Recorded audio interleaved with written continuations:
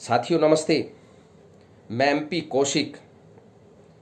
प्रधानमंत्री नरेंद्र मोदी 12 मई को देश के सामने आकर के 20 लाख करोड़ के पैकेज की घोषणा करते हैं। जैसे ही 20 लाख करोड़ के पैकेज की घोषणा हुई और उन्होंने दावा किया कि ये देश की जीडीपी का 10% है, हर कोई खुशी से झूम उठा। और खुशी होनी भी चाहिए, इतनी भारी रकम अगर लोगों को बेनिफिट देने के लिए सरकार निकाल रही है तो खुशी का विषय होना भी चाहिए और हमें भी खुशी हुई। मगर जब वो एपिसोड के रूप में वित्त मंत्री जी इसका खाका लेकर के सामने आई, तब पता लगा कि ये 20 लाख करोड़ मात्र एक शगुफा था, केवल लोगों को गुमराह करने की एक टेक्निक्स थी। यानी प्रधानमंत्री जी ने विचार किया, उन्होंने सोचा कि जब घोषणा करनी है तो फिर छोटी क्यों करें, बड़ी घोषणा करें।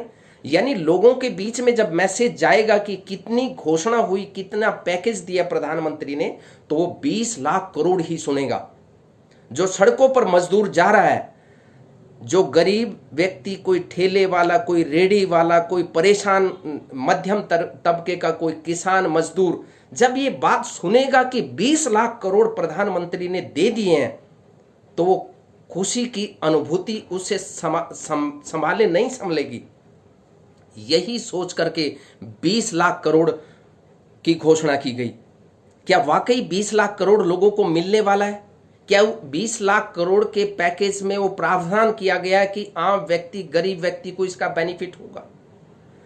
यानी अगले दिन से फिर 5 एपिसोड लेकर के वित्त मंत्री जी देश के सामने प्रेस कॉन्फ्रेंस के माध्यम से प्रकट होती हैं और वो घोषणा करती हैं पहले दिन की घोषणा, जिसमें की गई कि इससे पहले प्रधानमंत्री गरीब कल्याण पैकेज के तहत 1.7 लाख करोड़ जनधन खातों, किसान राहत, मुफ्त सिलेंडर और मुफ्त राशन के रखे गए और 15,000 करोड़ रुपए का फंड प्रधानमंत्री ने कोरोना से जूझने के लिए जारी किया।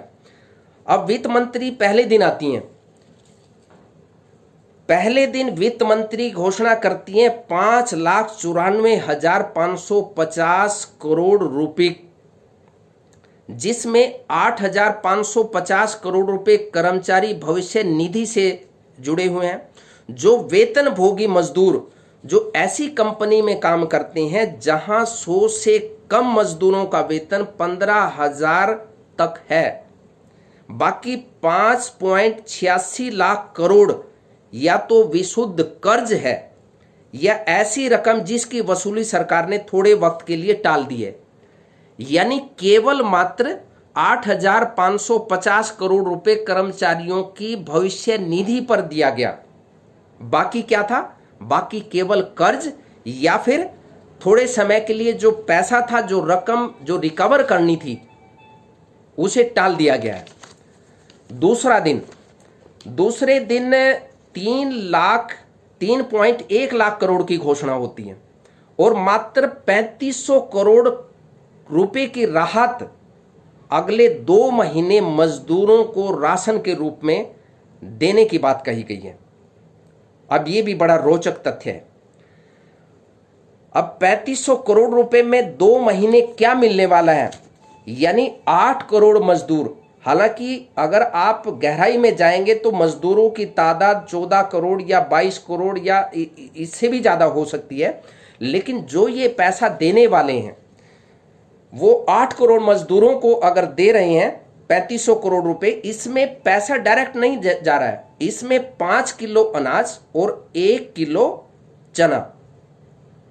आप बात को समझिए, 5 किलो अनाज और 1 किलो चना।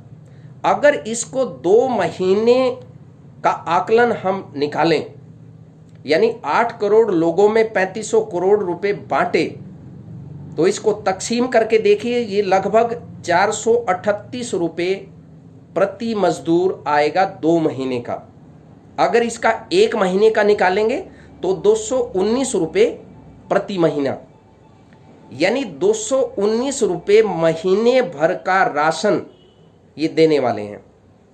इसमें अगर प्रतिदिन का आकलन आप निकालें तो 166 ग्राम अनाज और 33 ग्राम चना, इससे आप समझ लीजिए कि किन का पेट भरने वाला है। और क्या इतने अनाज से कोई भी व्यक्ति भरपेट खाना खा सकता है? इसके अलावा वो अनाज पकाएंगे कैसे, वो तेल कौन सा यूज करेंगे, कैसे यूज करें, इसकी कोई व्यवस्था नहीं की गई है। ये एक आकलन आपके सामने रखा गया कि इस तरीके से पैसा बंटने वाला है। बाकी बचे 3,07,500 करोड़ रुपए वो तरह तरह के कर्जों के लिए रखे गए हैं।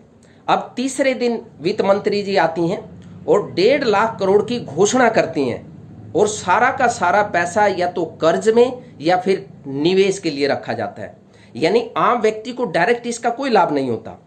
अब चौथे और पांचवें दिन जो एपिसोड आता है उसमें घोषणा होती है 48,100 करोड़ का ऐलान किया जाता है वित्त मंत्री के द्वारा, और इसमें 40,000 करोड़ मनरेगा में बढ़ाया जाता है। यानी इससे पहले जो मनरेगा का बजट पिछली साल का था वो 71,000 करोड़ का था और इस साल उसको घटा करके 61,000 करोड़ कर दिया गया था।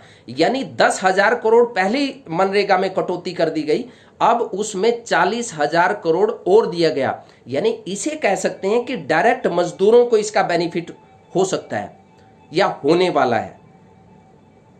अब इसके अलावा एक इंटरेस्टिंग रोचक तथ्य यह है कि प्रधानमंत्री 20 लाख करोड़ की घोषणा करते हैं, लेकिन फाइनेंस मिनिस्टर, वित्त मंत्री, ये 5 एपिसोड में 20,97,053 करोड़ रुपए घोषित कर देती हैं।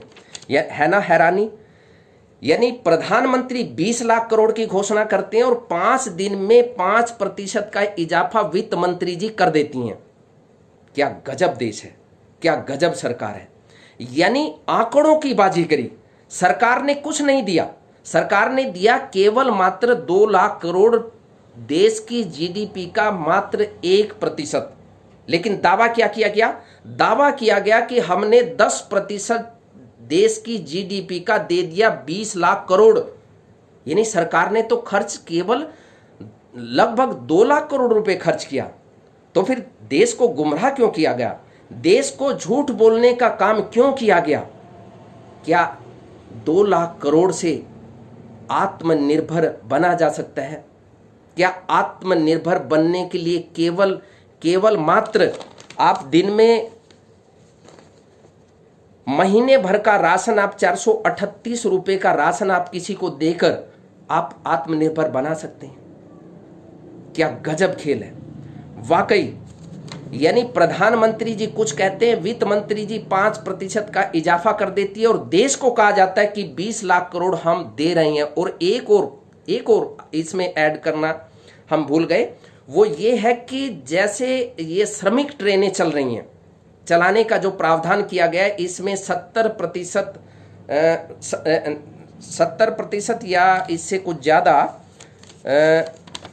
इसमें देने का प्रावधान, यानी श्रमिक ट्रेन में जो खर्चा आएगा वो